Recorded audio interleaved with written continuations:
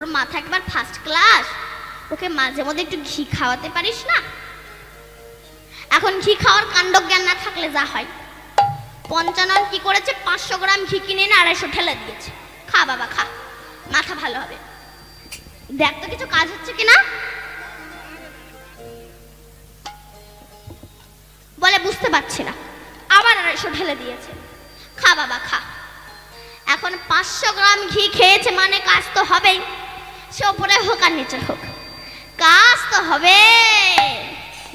এবার ছেলেকে নিয়ে পাশে শুয়েছে, ভোর 3টার সময় কাজ শুরু হয়ে গেছে। যায় আর আসে, যায় আর আসে, যায় আর আসে। ঘি ভালো, যেমন খাওয়ার কাণ্ডজ্ঞান না থাকলে রিঅ্যাকশন হয়।